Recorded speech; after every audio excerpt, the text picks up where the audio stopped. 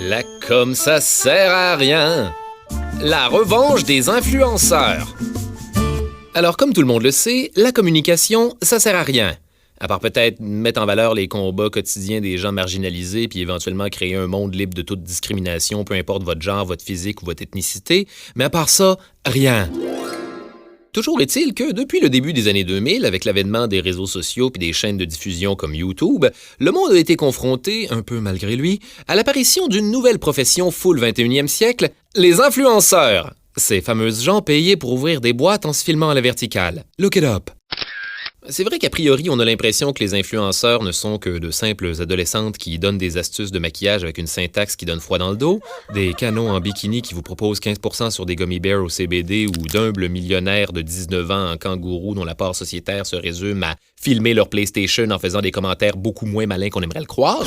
Le phénomène ne date pourtant pas d'hier. En effet, le concept des influenceurs aurait été développé en 1940 par le sociologue américain Paul Lazarsfeld, dont le nom sonne comme le jumeau maléfique de Karl Lagerfeld, qui est lui-même déjà pas pire maléfique. Lazarsfeld aurait observé un groupe de 600 électeurs pendant la campagne présidentielle de cette année-là. Le genre de trivialité que tu peux encore te permettre de faire en 1940 quand tu fermes activement les yeux sur la plus grosse guerre de tous les temps en Europe tant que les Japonais touchent pas à tes précieux bateaux. Oups! Lazarsfeld aurait ainsi découvert que les habitudes électorales des Américains étaient directement influencées par celles de leaders d'opinion, soit des membres de la famille, des personnalités publiques, ou n'importe qui avec une grand gueule qui se prononce en public malgré le risque de dire n'importe quoi puis d'avoir l'air d'un gros moron devant tout le monde qui veut pas se rétracter pour avoir raison. Les influenceurs étaient nés.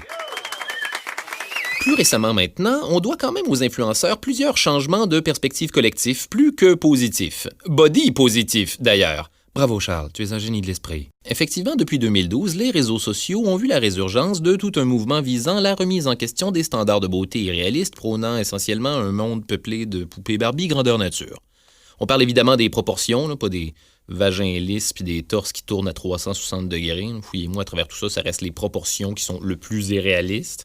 Prennent alors la parole des influenceurs comme le mannequin féministe Tess Holliday, fondatrice du mouvement F Your Beauty Standards, traduit ici librement par « Envoyez-vous vos standards de beauté directement dans les foufounes ». Le mouvement prônant la sensibilisation à la diversité corporelle aurait l'effet d'une bombe et Holliday devient un des premiers mannequins européens de taille 26, tout le contraire de la shape mise de l'avant par tous ces corps extraterrestres de madame en plastique blanc pas de tête dans les vitrines.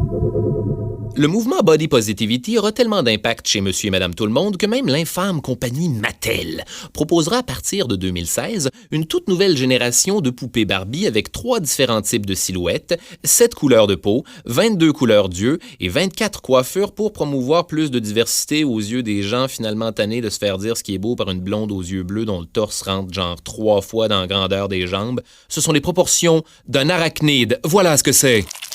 Ceci dit, impossible de passer outre une des plus grandes victoires sociales 100% dues aux influenceurs, le mouvement #MeToo.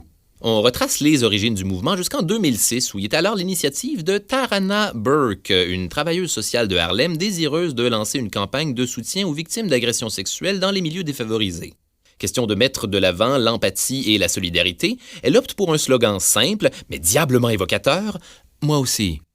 Fast forward 11 ans plus tard, le 5 novembre 2017, quand débute l'affaire Harvey Weinstein, alors que ses abus sexuels sont exposés au grand jour par le New York Times et le New Yorker, ce journal qu'on connaît surtout pour ses bandes dessinées qui mettent en scène des jeux de mots politiques en italique pédants en se donnant comme excuse de faire de la satire. Quelques jours plus tard, le #MeToo réapparaît sur Twitter, repris par la comédienne Alyssa Milano, est-ce que quelqu'un se souvient de Charmed, incitant les femmes à témoigner de leurs expériences de violence sexuelle sous la bannière « Moi aussi ». Prennent parole plusieurs femmes de l'intelligentsia artistique, toutes victimes de harcèlement ou d'abus aux mains de prédateurs jusque-là anonymes d'Hollywood, et la rétribution était lancée. Et plus de 60 000 tweets lui feront écho, tous estampés du fameux #MeToo, qui marquera l'imaginaire collectif par ses victimes pour une fois plus connues que les accusés.